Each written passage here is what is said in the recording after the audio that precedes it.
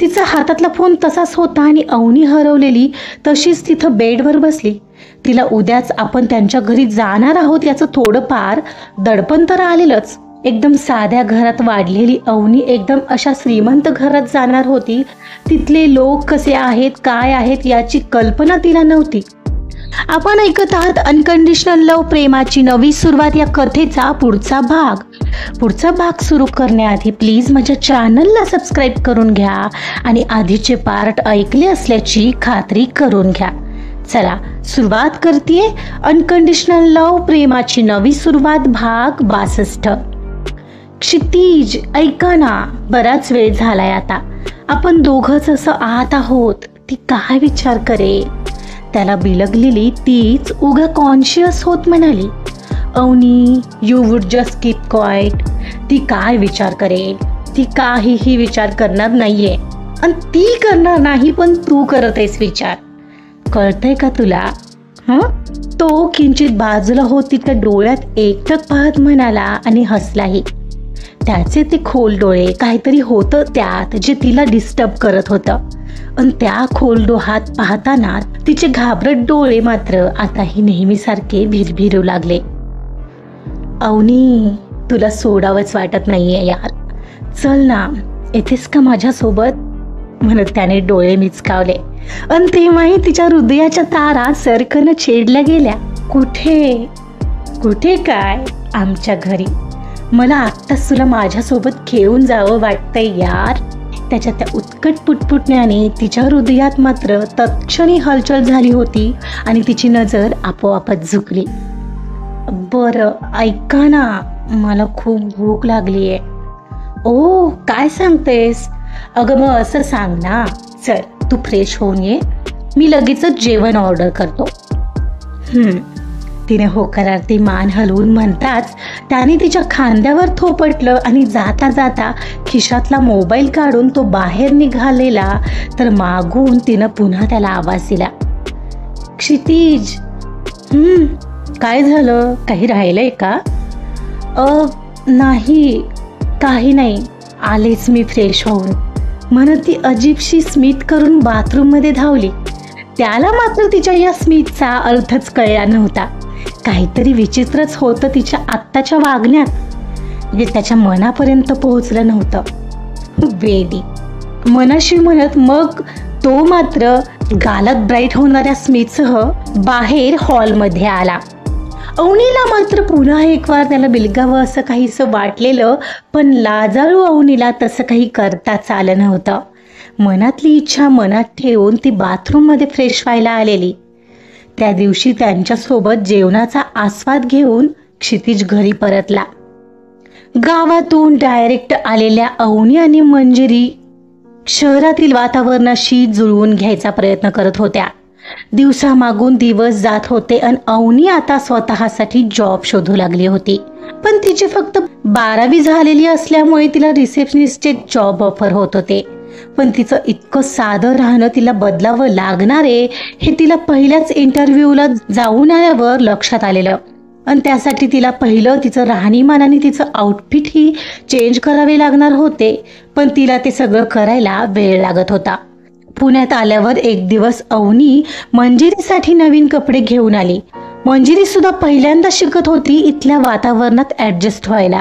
So पहिल्यांदा तिच्यासाठी काही वेस्टर्न कपडे तर एखादी दुसरी अनारकलीही घेऊन आलेल्या. मंजिरी अवनीलाही काही अनारकली आणि पंजाबी ड्रेस तिला घ्यायला बोलली होती, पण सध्या आपलं महत्त्वाचं नाही असं करून तिनं टाळलेलं. मंजिरी तिच्या रूममध्ये आता तेच सगळे कपडे ट्राय करून पाहत होती. अवनी तिला मदत करत होती.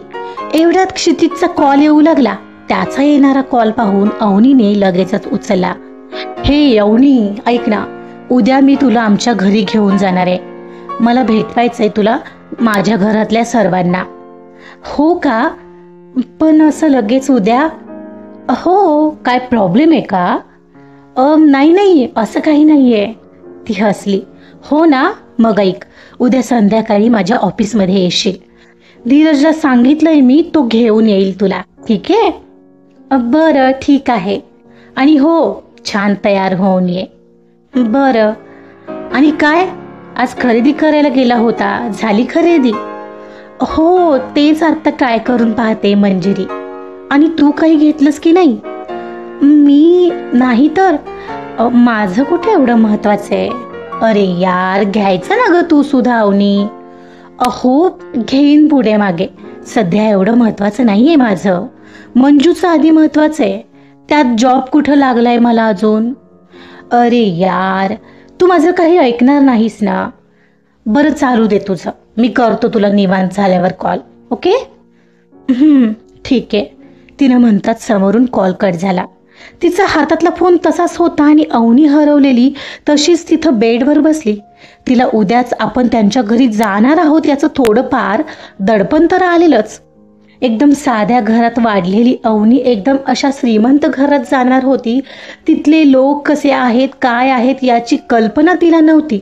क्षितिजच्या मामाचा तर स्वभाव तसा तिला चांगलाच वाटलेला, पण घरातील इतरांचे तिला अजून काही म्हणजे काहीच माहिती नव्हतं. शिवाय क्षितिजचं ऑफिस एवढं पॉश होतं तर त्याचं घर कसं असेल याची फक्त कल्पनाच ती करू शकत होती. काय ग ताई, कसल्या विचारात हरवलीयस एवढी? ती एवढी शांत झालीये पाहून मंजिरीनं तिला प्रश्न केला. अगं, त्यांचा कॉल होता. मला म्हणत होते उद्याच त्यांच्या घरी घेऊन जाणार आहेत. थोडं टेन्शनच आलंय ग, ती तिच्या भुवया उंचावून म्हणाली. अरे वा, काय सांगतेस? अगं, टेन्शन काय घेतेस मग तू? तू म्हणालीस ना जिजूंची मॉम सेम त्यांच्यासारखीच आहे, मग काय टेन्शन घेतेस उगा? ती तिच्या शेजारी बसत म्हणाली. अगं, त्यांच्या मॉमचं एक झालं, पण त्यांचे वडील आणि बाकीचे घरातले कसे आहेत मला काहीच माहित नाहीये ना. आणि कितीही झालं तरी श्रीमंत लोक आहेत ते. होईल ग हळूहळू सगळं ठीक, येईल तुला अंदाज पुढे जाऊन. नको एवढं टेन्शन घेऊ, आणि ते आहेत ना सोबत तुझ्या, मग तर झालं. अहो, पण मंजू तूही सोबत चल हा माझ्या, म्हणजे मला जरा बरं वाटेल. ए ताई, मला कशाला?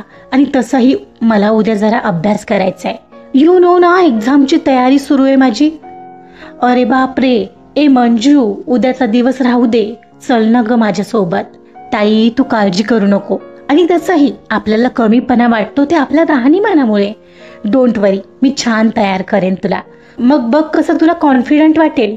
आणि हो, माझा हा अनारकली घाल तू, मला खात्री आहे तुला नक्की छान दिसेल. तरीही मंजू, अगं, आणि तुझा कशाला? तुझ्यासाठी आणलाय ना तो. त्याला काय होतंय? तसंही तुला घे म्हणत होते, तू ऐकली नाहीस. एक काम कर आता, हा ठेव तुला. ए ताई, आत्ताच घालून दाखव बरं मला कसा दिसतोय ते.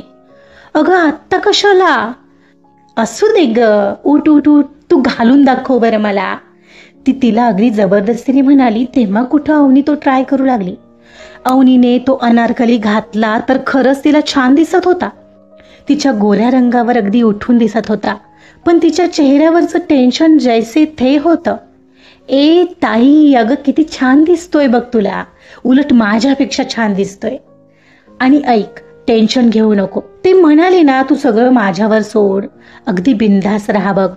मंजू तिला बराच वेळ समजावत होती आणि ती सध्या होला हो करत होती, पण तरीही अवनीला उद्याचं थोडं टेन्शनच वाटत होतं. पण क्षितिजची आता पुढच्या दृष्टीने पावलं उचलायची चालली आहेत ही गोष्टही तिला सुखावून जात होती. आज क्षितिजच्या ऑफिसमध्ये जायचं होतं आणि तो तिथून तसाच तिला घरी घेऊन जाणार होता आणि घरी आणून सोडणारही होता. अवनीने मस्तपैकी काल घेतलेला बेबी पिंक कलरचा नवीन अनारकली घातलेला. ऑलरेडी रंगाने गोरी असलेली ती अगदी त्यात उठून दिसत होती. मंजूने तिला केस मोकळेच सोडायला सांगितलेले आणि एक साईडनं तिला पुढं घ्यायला सांगितलेले. छान खड्यांची टिकली कधी नव्हे ते तिनं लावलेली आणि ओठांवर किंचितशी लिपस्टिक आणि डोळ्यांच्या कडांवर काजळ लावलेलं आणि परफ्यूम मारायलाही ती विसरली नव्हती. आणि पुढच्या क्षणाला तिच्यावरून नजर उतारत कडाकड बोटं मोडली. खूप सुंदर दिसतेस तू ताई, एकदम हिरोईन. एक गप ग, काही. अगं खरंच? बर बघच, जीजू आता तुला पाहतील तेव्हा काय रिॲक्ट करतील मग कळेल तुला. गप, उगा काही बोलत असतेस तू. ती लाजलेली एवढ्यात डोअरबेल वाजली. आले वाटतं धीरज, थांब मी उघडते दार म्हणत मंजिरी दार उघडायला निघून गेली आणि अवनी तिचं रूप एकवार आरशात निहाळत राहिली होती. ताई, आलेत ते. हो, आणि हो ताई, ही पर्स ठेव तुझ्यासोबत. आता अगदी परफेक्ट वाटतेस बघ आणि ऑल द बेस्ट. आणि बघच आज जिजूंच्या घरचे तुला कसे पसंत करून सोडतील म्हणत ती हसली. बरं चल निघते. ए चल ना तूही मंजू. अगं जा ग, काही नाही होत. आणि तसंही आता तुला एकटीला सगळं मॅनेज करायला जमलं पाहिजे. लग्न करून तू जाणारीस तिथं, मी नाही. बरं बाई चल. कीज कुठे आहेत? लॉक करू नकोस हा आतून, मी उघडून येईन म्हणत समोरच्या टेबलवरील कीज उचलत ती बाहेर निघाली. म्हणजे ती सोबत बोलत अवनी बाहेर हॉलमध्ये आली. धीरज तिथंच वाट पाहत होता आणि मग मंजूला बाय करून अवनी धीरज सोबत निघाली. अवनी ठरल्याप्रमाणे धीरज सोबत क्षितिजच्या ऑफिसमध्ये पोहोचली. क्षितिज त्याच्या केबिन बाहेर होता. कोणाशी तरी फोनवर बोलणं चाललेलं त्याचं आणि एकदम समोरून येणाऱ्या अवनीवर त्याचं लक्ष गेलं आणि बोलता बोलता तो एकदम हँगच झाला. I will do a thing, I will call back to you later म्हणत त्यानं फोन कॉल कट केला आणि अगदी मंतरल्यासारखा तिच्याकडे आला. तिच्या जवळ येताच आलेला परफ्यूमचा मनमोहक सुगंध त्यालाही तिच्याकडे खेचला वाचून राहिला नव्हता. तू आलीस? Wow, you are looking gorgeous Avani. खूप सुंदर वाटतोय तुला हा ड्रेस. तो कसा बसा रोखलेला श्वास सोडून हसला. थँक्यू. ती मात्र खाली पाहत हसली. बरं, एक 15 मिनिट दे, एक अर्जंट मीटिंग आहे, मी आलोच.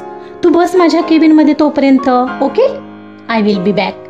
तो कपाळावर तर्जनी घासत म्हणत होता. तिनं मान हलवली.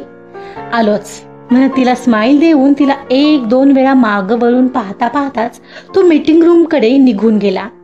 तिचं नवीन रूप पाहून मुग्ध झालेला तो आज त्याच्या डोळ्यांसमोरून तिचा चेहरा हटायचं नावच घेत नव्हता. साडीत तर ती छान दिसतेच, नो डाऊट, पण ती या अनारकलीमध्ये काही सॉलिड दिसते आहे. I don't believe. त्याच्या गालातलं स्माईल कमी व्हायचं नाव घेत नव्हतं आणि समोर चाललेल्या मीटिंगमध्ये तो बळेच त्याचं लक्ष लावण्याचा प्रयत्न करत होता, कारण त्याचं मन तर त्याच्या केबिनमध्ये बसलेल्या अवनीकडे वेड्यासारखं धाव घेत होतं. आजचा पार्ट इथं संपलेला आहे. बघूया पुढच्या भागात काय धमाका असणार आहे. त्यासाठी ऐकत रहा अनकंडिशनल लव, प्रेमाची नवी सुरुवात. कथा आवडत असेल तर प्लीज लाईक करा, सबस्क्राईब करा आणि शेअर सुद्धा करा. Thank you so much.